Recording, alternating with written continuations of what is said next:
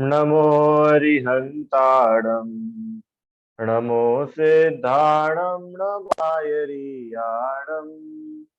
नमो उवज्झायाणं नमो लोहे सवसागुणम्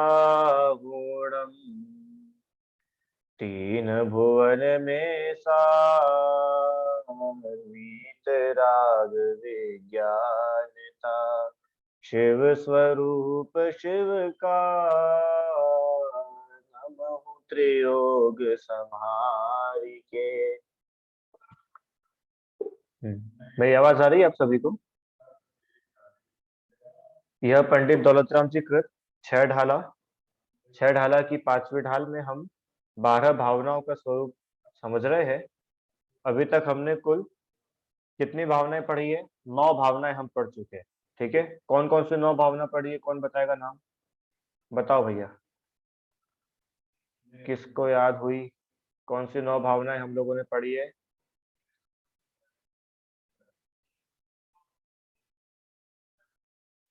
बोलो।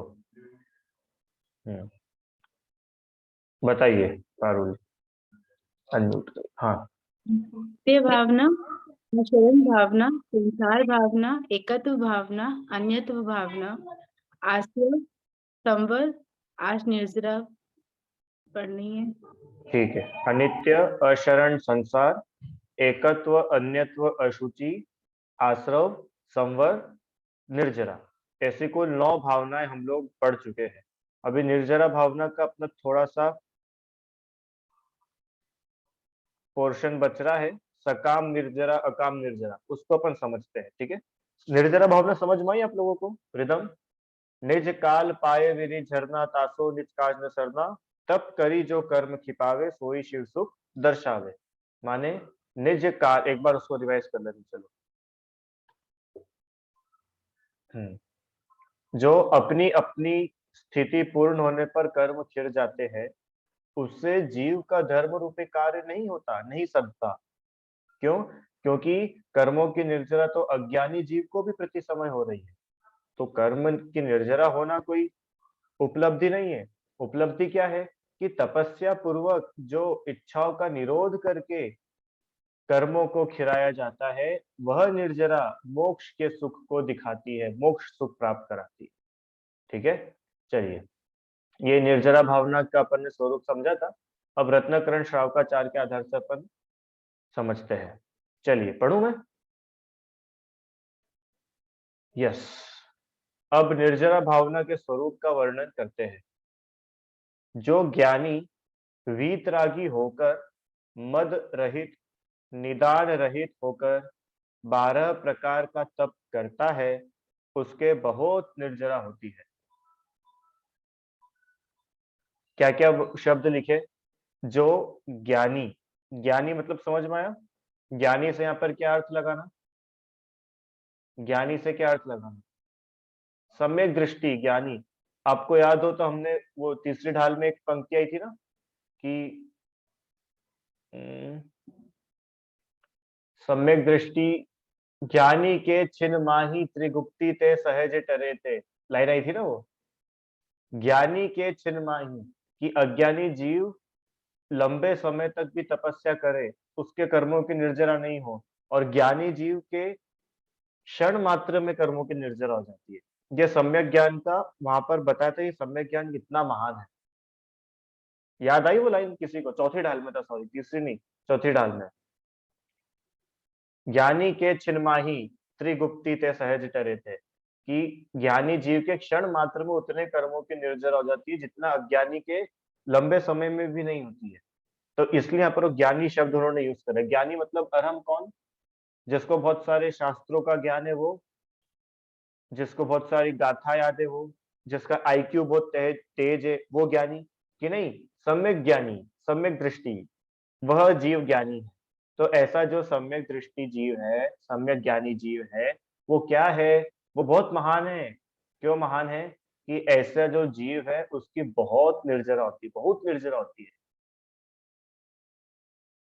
आगे एक शब्द उन्होंने और डाला, वीतरागी होकर। वीतरागी होकर मतलब मोह राग द्वेष को छोड़ करके। माने यहाँ पर मुनि अवस्था की प्रधानता बताइए, मुनि पद की, है ना। ऐसे तो गृहस्थ, सम्यक दृष्टि, श्रावक को भी निर्जरा होती है, पर कंपैरिजन हम करें तो मुनि राजों की निर्जरा अधिक होती है। क्यों? क्योंकि आगे एक शब्द और उसमें ऐड करा है, 12 प्रकार के तपों को करता है, 12 प्रकार के तप करता है। तो 12 प्रकार के तप मुनिराज को ही होते हैं, 6 अंतरंग तप, 6 बहिरंग तप। अब वो उतना डिटेल में अपन अभी नहीं जाएंगे, अगर कुछ विषय बना तो अपन छठी ढाल में उसको थोड़ा सा देखेंगे, ठीक है। तो जो तपस्या करता है उसके कर्मों की निर्जरा होती है। हाँ, अपन ने तो इतना पढ़ा था, तपसा निर्जरा, कि तपस्या करने से निर्जरा होती है। और यहाँ पर भी हमने पढ़ा, क्या पढ़ा, कि तपस्या करने से कर्मों की निर्जरा होती है। बराबर, इतना तब सब अपन सबको क्लियर है रिदम, कि तपस्या करने से कर्मों की निर्जरा होती है। अब ये तपस्या कौन करेगा, ये तपस्या कैसी होना चाहिए, वो यहाँ पर रत्नाकरण शावकाचार्य में लिखा है कि ज्ञानी और वीतरागी जो जीव है, माने सम्यक ज्ञानी जीव जिसके मोह राग द्वेष बिल्कुल अल्प रह गए हैं, नष्ट हो गए वो तो नहीं बोलेंगे क्योंकि वो तो सिद्ध अवस्था में होता है, पर हाँ जिसका मोह पूरा नष्ट हो गया है, ऐसा जो वीतरागी जीव है वो तपस्या करे, तप करे। पर कैसे तप करे, किस प्रकार से तप करे, कैसे तप करे, कि मद रहित होकर, कल अपन ने बात करी थी ना, मद रहित होकर, बिना घमंड के, अंदर में कोई घमंड नहीं हो, अंदर में कोई मान कषाय नहीं हो, हाँ, प्रभुता का मद ना हो, तपस्या का मत ना हो, कि हम इतने इतने उपवास कर लेते हैं, हम बहुत महान हैं, या हम इतने इतने घंटे खड़े होकर के ध्यान कर लेते हैं, सामायिक कर लेते हैं, धूप पे खड़े हो जाते हैं, ठंड सहन कर लेते हैं, गर्मी सहन कर लेते हैं, ये मद नहीं हो।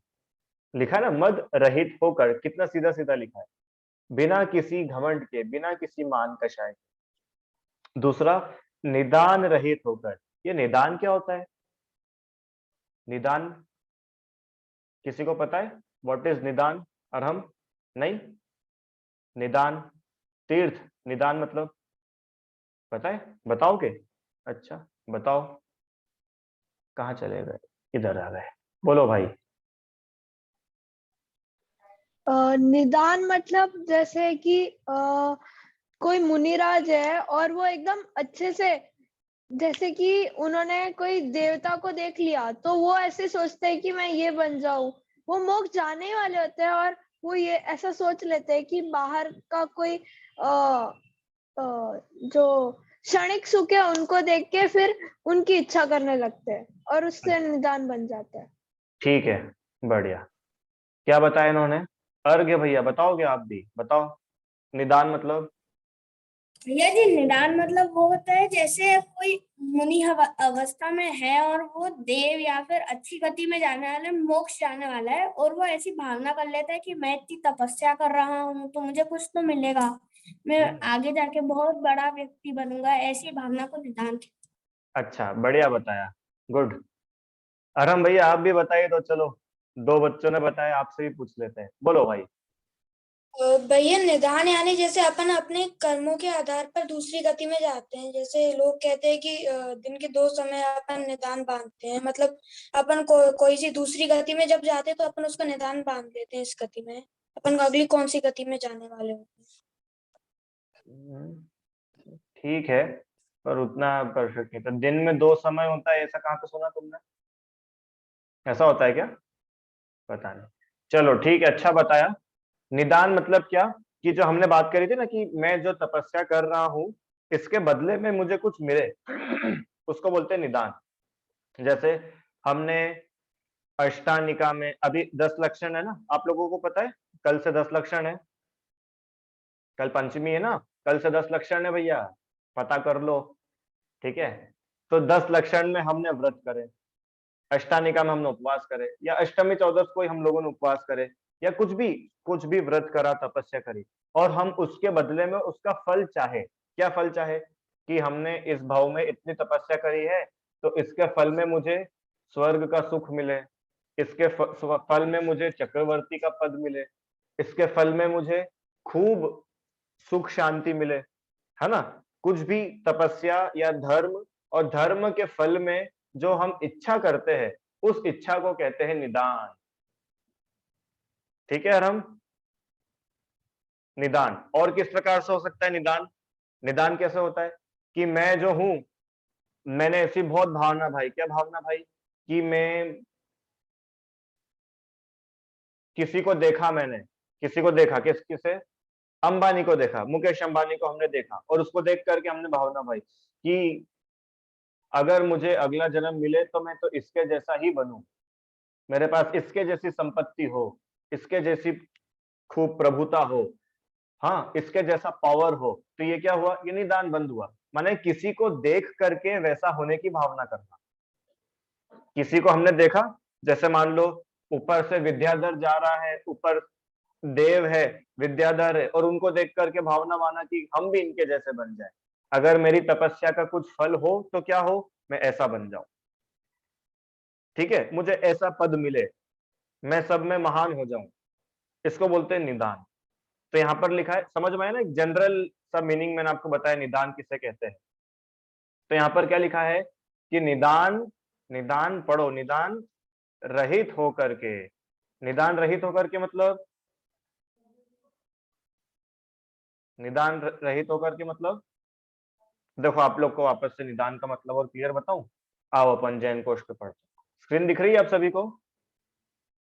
निदान लिखा हुआ दिख रहा है स्क्रीन पे? ग्रेट, बढ़िया। चलो, निदान किसको बोलते हैं? निदान भोगाकांक्षा से जिसमें या जिसके कारण चित्त नियम से दिया जाता है वह निदान है। भोगों की लालसा निदान शल्य, मतलब इसके बदले में मुझे भोग मिले, मैं कुछ कर रहा हूं और उसके बदले में मुझे क्या मिले? कुछ भोग मिले, मुझे पौरुष मिले, मुझे बहुत शारीरिक बल मिले, मेरा क्षयोक्षम इसके होने से उत्पन्न होने वाला दृढ़ परिणाम, मुझे बहुत अच्छा सहनन मिले, हाँ, मुझे व्रज व्रज वृषभ नारद सहनन मिले। इस प्रकार से ये सब संयम साधक सामग्री मेरे को प्राप्त हो, ऐसी मन की एकाग्रता होती है, उसे निदान कहते हैं। या फिर मुझे धनिक कुल में मेरा जन्म हो, ऐसे कुल में जन्म हो जो बहुत अच्छे लोग माने जाते हो, मेरा बहुत अच्छे फैमिली में जन्म हो, मुझे जो दोस्त है, मेरे फ्रेंड्स है, रिलेटिव्स है, परिचित है, ये सब मुझे बहुत अच्छे लोग मिले, ऐसा जो कुल में उत्पन्न होने का निदान है, इस प्रकार से निदान होता है। या अभिमान के कारण, अभिमान के वश उत्तम मातृवंश, मातृवंश मतलब मम्मी का परिवार, पितृवंश पापा का परिवार, कि हमको ऐसा अच्छा अच्छा परिवार मिलना, या मुझे आचार्य पद मिल जाए, मैं गणधर बन जाऊं, मैं तीर्थंकर बन जाऊं, मुझे खूब सौभाग्य मिले, हाँ, मेरे साथ सब अच्छा अच्छा हो, मेरी हर कोई आज्ञा माने, मैं बहुत सुंदर हूं, ऐसी सब प्रार्थना करना वह निदान है, अप्रशस्त निदान। किसके कारण से होकर के? कि मान कषाय के कारण से। मान कषाय मतलब कि ऐसा सब हो जाएगा तो मैं बड़ा दिखूंगा, मैं महान हो जाऊंगा। अगर मैं इंद्र बन गया, अगर मैं सौधर्म इंद्र बन गया तो मैं बहुत महान हो जाऊंगा। तो मेरी तपस्या के फल में मुझे क्या चाहिए? सौधर्म इंद्र का पद चाहिए। ये निदान कहलाता है, ठीक है। तो अगर ऐसे निदान के साथ में तपस्या करी है तो वह निर्जरा का कारण नहीं है, नहीं है। अपन निर्जरा भावना पढ़ रहे ना, निर्जरा का कारण नहीं है, क्योंकि मान कषाय से दूषित होकर उपर्युक्त सभी अवस्था की अभिलाषा की जाती है। ये सब तो मान कषाय की वजह से हो रहा है। क्रुद्ध होकर मरण समय में शत्रुवध आदि की इच्छा करना, हाँ, मरण के समय जैसे युद्ध वगैरह में कि ये शत्रु है, ये मुझे मारना आया, और मरते मरते इच्छा करना कि इसका बुरा हो जाए, इसका परिवार तबाह हो जाए, इसका राज्य नष्ट हो जाए, इसको बीमारी लग जाए, हाँ, ऐसी किसी के बारे में सोचना विचारना, वह सब निदान है। देव मनुष्यों में प्राप्त होने वाले भोगों की अभिलाषा करना वह निदान है, निदान है। स्त्रीपना, धनिकपना, श्रेष्ठी पद, सर्वार्थ सार्थवाहपना, सार्थवाहपना, केशव पद, सकल चक्रवर्तीपना, इनकी भोगों के लिए अभिलाषा करना सो निदान है। समझ में आया? एक जनरल ओवरव्यू मिला निदान किसको बोलते हैं, कि भोगों की इच्छा करना, माने मैंने कुछ करा है और उसके बदले में आई एम एक्सपेक्टिंग समथिंग, मुझे कुछ मिले, मुझे कुछ अच्छा मिले। मैं तीर्थंकर बन जाऊं। क्यों तीर्थंकर बन जाऊं? क्योंकि तीर्थंकरों का नाम रहता है, 2400 तीर्थंकर के नाम आपको याद है ना, और भगवानों के नाम याद है जो सामान्य भगवान, समय शिखर जी से 20 तीर्थंकर मोक्ष गए, और अनंत कोड़ा कोड़ी, कोड़ा कितने पढ़ते हैं, कोड़ा कोड़ी मुनिराज मोक्ष गए।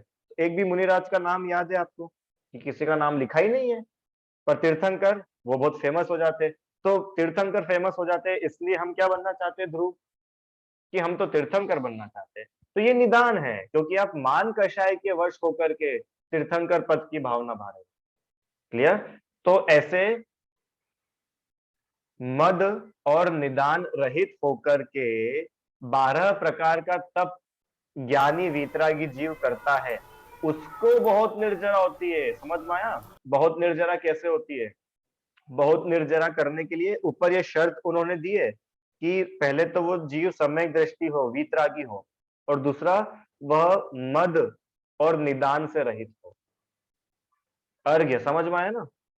अकेली तपस्या करने से, क्योंकि यही सच्ची तपस्या है, और 12 प्रकार के जो तप है वो आगे अपन पढ़ेंगे, छठी ढाल में उसको लेंगे विषय को, है ना। 6 अंतरंग तप, 6 बहिरंग तप, वो अलग विषय है, उसको बाद में देखेंगे। तो इस प्रकार जो जीव तपस्या करता है, उसके समस्त कर्मों का उदय रूप रस को प्रकट करके झड़ जाना, वह निर्जरा है। माने उसके समस्त जो कर्म है उनका झड़ जाना, सो निर्जरा है। अब वह निर्जरा 2 प्रकार की है। निर्जरा के 2 टाइप से। पहला सविपाक निर्जरा, बोलो पहली, सब लोग, पहली निर्जरा कौन सी है? तीर्थ सविपाक। और दूसरी निर्जरा कौन सी है? अविपाक। जैसे अपन ने पढ़ा था ना, सकल और निकल दोनों ऑपोजिट थे, ऐसा ही सविपाक और अविपाक ये दोनों ऑपोजिट है निर्जरा के टाइप, पर दोनों अलग अलग है, एक सविपाक, दूसरी अविपाक। चलो अब आज की क्लास में अपने को ये दोनों समझना है। सविपाक निर्जरा किसे कहते हैं? कि अपने उदय काल में कर्मों का रस देकर झड़ जाना, वह सविपाक निर्जरा है। विपाक मतलब पता है आपको? विपाक मतलब होता है फल। विपाक मतलब क्या होता है? विपाक मतलब ध्रुव फल। कौन सा फल? आम, केला, पपीता, कौन सा वाला फल? कि वो वाला फल नहीं, फल मतलब उसका रिजल्ट। हमने बोला ना किसको कर्म का फल मिला, तो कर्म का फल मिला मतलब उसको कर्म का रिजल्ट मिला। उसने जो कर्म बांधे थे वो कर्म वो भोग रहा है, उसको उसका उदय आया। ठीक है? अरहम रिदम, फल मतलब उसका रिजल्ट, कर्मों का रिजल्ट मिला। तो बहुत सारे कर्म ऐसे होते हैं जो फल देकर के जाते हैं। बहुत सारे कर्म ऐसे होते हैं जो फल देकर के जाते हैं। उन कर्मों को बोलते हैं, ऐसी निर्जरा को बोलते हैं सविपाक। विपाक मतलब फल, और स मतलब फल के साथ। माने ऐसे कर्मों की, देखो कर्म तो जाएंगे, ये बात तो हमने कल ही पढ़ ली थी कि अपना समय पाकर के कर्म तो जाएगा। अब वो डिपेंड करता है कि वो कर्म फल देकर के जाए या बिना फल दिए ही चला जाए। क्यों ध्रुव, दोनों में से क्या अच्छा है? कर्म फल देकर के जाए वो अच्छा है, कि बिना फल दिए चले जाए वो अच्छा है? सोच समझ को उत्तर देना। अभी आप लोग बोल रहे हो कि सर बिना फल दिए चले जाए वो कर्म अच्छा, पक्का? पहले तो ये बताओ, कर्म जाए ये अच्छा है कि नहीं, ये तो पहले अपन डिसाइड करें कि कर्म का जाना अच्छा है, ये तो हमारी पक्की है। पक्का है सब लोग इसमें? तीर्थ ठीक है। अब कर्मों के जाने के अपने पास में 2 ऑप्शन है। पहला ऑप्शन तो ये है कि वो कर्म अपना फल देकर के जाएगा, ठीक है, और दूसरा ऑप्शन ये है कि वो कर्म बिना फल दिए चला जाएगा। मतलब आपको पता भी नहीं चलेगा कि वो कर्म कहाँ चला गया, कब चला गया। बताओ दोनों में से आप क्या चाहते हो? 1 की 2? 2 सभी लोग। तीर्थ 2, रिदम 2, अरहम 2, आर्जव अर्घ्य 2 2 ठीक है। बाकी लोग, बड़े लोग, आप लोग क्या चाहते हो? 2? आप लोग ऐसा चाहते हो ना कि कर्म बिना फल दिए चले जाए? पक्का पक्का? चलो ठीक है। अब अपन कर्मों को थोड़ा सा डिवाइड करते हैं। एक है पुण्य कर्म एक है पाप कर्म। ओके, तो पाप कर्म तो बिना फल दिए चले जाए, और पुण्य कर्म का फल नहीं चाहते हो कि नहीं, पुण्य कर्म तो फल देकर के जाए तो अच्छा है। हम इतनी मेहनत कर रहे हैं, ठंड में इतना सुबह उठते हैं, इतनी ठंड में नहाते हैं, भगवान के अभिषेक करने जाते हैं, और हमको पुण्य मिला, और वो पुण्य बिना फल दिए चले जाए, तो अपना ठंड में उठना तो वेस्ट हो गया। क्यों रिदम? अब आप लोगों के आंसर बदल गए, क्यों? कि वो पाप कर्म तो बिना फल दिए जाए तो चलेगा, पर पुण्य कर्म तो फल देकर के जाए कम से कम। समझ में आ रहा है मैं क्या बोलना चाह रहा हूं? हाँ, अभी भी देखो अपने को पुण्य अच्छा लग रहा है और पाप बुरा लग रहा है, जबकि एक छंद पहले पढ़ के आए अपन कि पुण्य और पाप दोनों हमको दुख देने वाले हैं। पुण्य और पाप दोनों ही हमें दुखी करने वाले हैं। पुण्य अगर अच्छा लग रहा है, इसका मतलब आपको वो सोने का पिंजरा अच्छा लग रहा है, इसका मतलब आपको पिंजरा अच्छा लग रहा है, बंधन अच्छा लग रहा है, संसार का बंधन अच्छा लग रहा है। ठीक है, ये अपने को चेक करने का पॉइंट है, हम खुद को कैसे चेक कर सकते हैं। पुण्य का फल शुभ अशुभ बंध के फल मजार, रति अरति करे निज पद विसार। ये बंध तत्व की भूल चल रही है, ये मिथ्यात्व चल रहा है कि शुभ कर्मों के फल में तो हम रति कर रहे हैं, अच्छा अच्छा मान रहे हैं, और अशुभ कर्मों के फल में हम दुखी हो जाते हैं, और आत्मस्वरूप को तो भूल ही जाते हैं। निज पद विसार, अपनी आत्मा को तो भूल जाते हैं। यहां पर गड़बड़ हो जाती है। अब ये देखो, ये ऐसे लिंक करना अपने को आना चाहिए कि शुभ और अशुभ दोनों ही कर्मों के फल में हम समता है कि शुभ में तो हम दुखी और अशुभ में हम सुखी। क्या चल रहा है ये अपने को चेक कर सकते हैं हम ऐसे। ठीक है, चलो वापस से आते हैं। तो अपने उदय काल में, मतलब जिस समय उस कर्म को उदय में आना था, उस समय वह कर्म अपना रस देकर, माने अपना फल देकर के झड़ गया, वो कर्म चला गया, उसको बोलते हैं सविपाक निर्जरा। समझ में आया? विपाक मतलब फल, और फल देकर के जो निर्जरा हुई है, दैट इज सविपाक निर्जरा।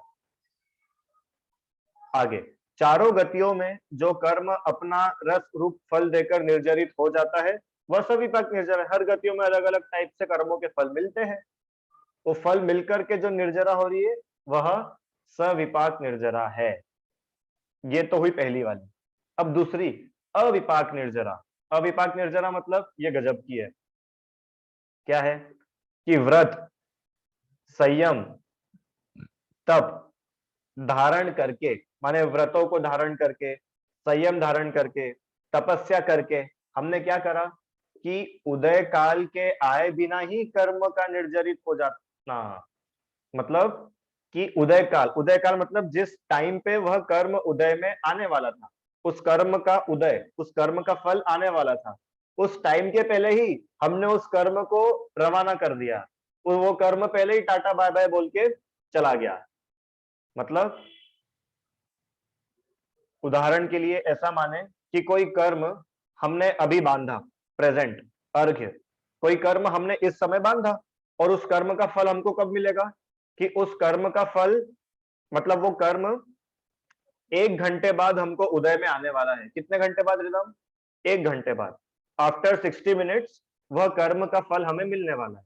पर तपस्या के फल प्रभाव से, व्रतों के प्रभाव से, संयम के प्रभाव से क्या हुआ कि वो 1 घंटे बाद जो कर्म का उदय आने वाला था ना, वो 1 घंटे के पहले ही, मान लो 40 मिनट्स में ही वो कर्म चला गया, तो उसका उदय ही नहीं आया।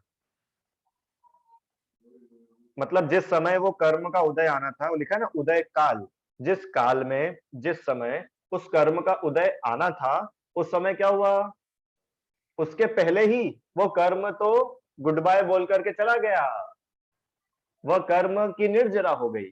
तो ऐसे बिना फल दिए कर्मों की निर्जरा हो जाना, वह अविपाक निर्जरा है, और फल देकर के कर्मों की निर्जरा होना, वह सविपाक निर्जरा है। तो अभी आपको और हमको कौन सी निर्जरा होती है, हो रही है? पहली की दूसरी? सविपाक की अविपाक? अभी हमें सविपाक हो रही है कि अविपाक हो रही है? सविपाक हो रही है ना? मतलब हमको जितने भी कर्मों के फल मिलते जा रहे, मतलब कर्म हमने बांधे और उनका फल मिल रहा है।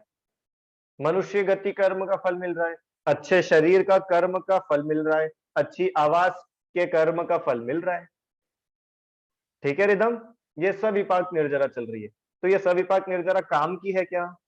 कि नहीं, वो तो उन्होंने पहली लाइन में बोल दिया ना, तासो निज काज न सरना। ये सविपाक निर्जरा से अपना काम नहीं होता। क्यों? क्योंकि ये कर्म तो चले गए पर वापस से नए कर्म आ गए, और वो कर्म का जब फल ही नहीं मिला तो उसमें मोह राग द्वेष की कुछ गुंजाइश ही नहीं रही, तो नए कर्मों का आश्रय बंद भी नहीं हुआ। और हम समझ में आया? जैसे तुमको सिर दर्द होने वाला था, मतलब तुमको ऐसा कोई कर्म है कि तुमको बहुत तेज सिर दर्द होगा और वो अपना फल देकर के फिर जाएगा। तो जब वो सिर दर्द होकर के गया तो उस टाइम तो हम मोह राग द्वेष करते तो नए कर्म का आश्रय बंद होता। पर अब हमारा सिर दर्द हुआ ही नहीं और सिर दर्द होने के पहले ही कर्म चला गया, तो उस समय मोह राग द्वेष की कोई चांसेस है क्या? अरे जब सिर दर्द हुआ ही नहीं तो पता ही नहीं चला कि वो कर्म का फल था क्या, तो हम क्या मोह करें, क्या राग करें, क्या द्वेष करें?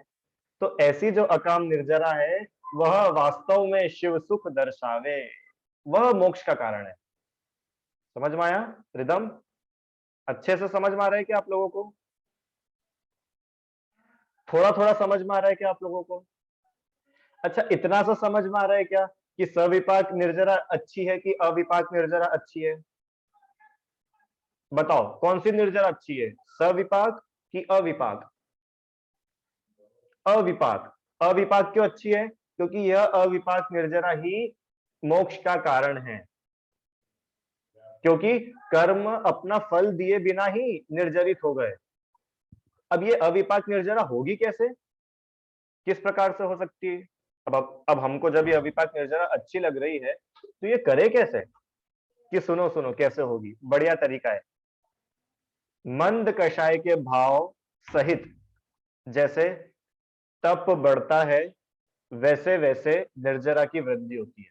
सबसे पहले लिखा है मंद कषाय के भाव। देखो कषाय तो होगी, क्योंकि हमने पढ़ा था ना अनंतानुबंधी, अप्रत्याख्यान, प्रत्याख्यान, संजोलन। तो वो संजोलन कषाय तो मुनिराज को भी होती है, तो वो कषाय तो होगी। पर वो कषाय की इंटेंसिटी कितनी है, तो तीव्र कषाय है कि मंद कषाय है? कि अविपाक निर्जरा मंद कषाय के उदय में होगी, तीव्र कषाय में नहीं होगी। मंद कषाय के उदय से जैसे जैसे तप बढ़ेगा, जैसे जैसे जैसे तप बढ़ता है। अब तप बढ़ता है मतलब अभी भी अपने को तप के नाम पर क्या लगता है कि कोई ऐसे बैठा है तो वो तप है। अपने को तप तप के नाम पर, जैसे मैंने आपको बोला तपस्या करो, तो तपस्या करने के लिए अरहम आप क्या करोगे? अपने मन में सबसे पहली इमेज क्या आती है तपस्या के नाम पर? हमारे मन में सबसे पहली इमेज किसकी आती है? कि हम आग बंद करके बैठे हैं, हाथ पर हाथ रख के बैठे हैं, या हम खड़े हैं। तपस्या के नाम पे ऐसे ही लगता है ना अपने को। पर वो बोल रहे हैं कि ये अकेला तप नहीं है, 12 प्रकार के, पहले बताया ना 12 प्रकार के तप होते हैं। वयावृत्ति तप है, व्युत्सर्ग, स्वाध्याय तप है, ध्यान तप है, ऐसे 12 अलग अलग तप है। तो उन तपस्या की वृद्धि होती है, और तपस्या की वृद्धि होने से निर्जरा की वृद्धि होती है, निर्जरा बढ़ती जाती है। ठीक है, निर्जरा की वृद्धि होती है मतलब कि मल्टीपल्स में कर्म जाते हैं। मतलब जैसे एग्जाम्पल, अभी हमारे 1 घंटे में 10 कर्मों की निर्जरा हुई, तो किसी ने तपस्या के बल से 1 घंटे में 1 करोड़ कर्मों की निर्जरा हो गई, और तपस्या बढ़ी तो 1 घंटे में 50 करोड़ कर्मों की निर्जरा हो गई, और तपस्या बढ़ी तो 1 ही घंटे में, अब वो टाइम उतना ही है पर उतने ही टाइम में ज्यादा से ज्यादा, ज्यादा से ज्यादा, ज्यादा से ज्यादा कर्मों की निर्जरा होती जा रही है, होती जा रही है। इस निर्जरा को बोलते हैं गुण श्रेणी निर्जरा। एक टर्म बताइए आपको, सिर्फ सुन लो, गुण श्रेणी निर्जरा मतलब मल्टीपल्स में मल्टीपल्स में मल्टीपल्स में कर्मों की निर्जरा होती जाती है। इतनी फास्ट वो निर्जरा की प्रोसेस होती है कि थोड़ा ही समय लगता है और आत्मा से असंख्यात कर्म ऐसे झड़ जाते कि पता ही नहीं चलता। ठीक है, जैसे अपने को वो नाव में से पानी खाली करना है, अब 1 घंटे का आपके पास में टाइम है। तीर्थ, अगर आप अकेले पानी खाली करोगे तो आपको बहुत टाइम लगेगा। अब आपके साथ में अरहम भी आ गया तो काम थोड़ा जल्दी हो जाएगा। अब आप दोनों को अर्घ्य ने भी ज्वाइन कर लिया, आर्जव भी आ गया, सिद्धम भी आ गया, है ना, अपूर्व भी आ गया, श्रेष्ठ भी आ गया, आप सब लोग इकट्ठे हो गए तो फिर क्या होगा? नाव डूब जाएगी? अरे डूबेगी नहीं, पानी जल्दी खाली हो जाएगा, है ना। जैसे जैसे पानी खाली करने वाले लोग बढ़ेंगे उतनी जल्दी जल्दी वैसे वैसे पानी जल्दी खाली हो जाएगा। ऐसे ही जैसे जैसे तपस्या बढ़ेगी, जैसे जैसे व्रत बढ़ेंगे, जैसे जैसे संयम बढ़ेगा, वैसे वैसे वैसे वैसे क्या होगा? नाव खाली होगी।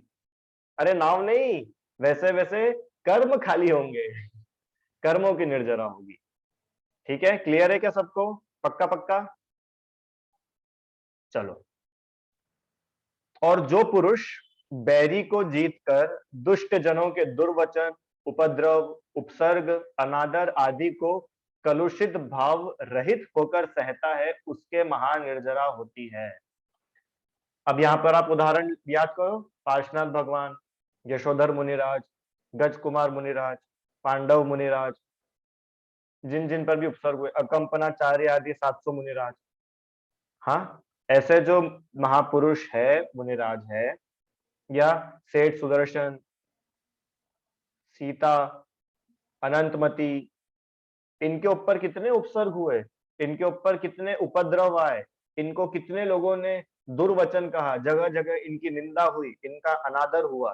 तो ऐसे जो महा दुखकारी अशुभ कर्मों के भी उदय आए, उन कर्मों के उदय में भी कलुषित भाव रहित होकर, माने बिना अपनी आत्मा को मलिन करे, बिना द्वेष करे, बिना कषाय करे, जिन्होंने समता से उन कर्मों को सहन किया है, ऐसे जीवों की महानिर्जरा होती है। महा मतलब पता है आपको? तीर्थ, महा मतलब पता है? महा मतलब, महा मतलब थोड़ा बड़ा कि बहुत बड़ा? बहुत बड़ा। महा मतलब कि कोई बहुत बड़ी कोई चीज है, वो कहलाती महा। जैसे एक है शक्तिशाली और एक हमने बोला महाशक्तिशाली, तो महाशक्तिशाली मतलब जिसमें बहुत शक्तियां है। तो ऐसे ही एक है निर्जरा और एक है महानिर्जरा। महानिर्जरा मतलब अरे एक साथ ढेर सारे कर्मों की निर्जरा होगी। तो वो किसको होती है? कि जो शांति से कर्मों को सहन करता है। एक शब्द में बोले तो शांति से।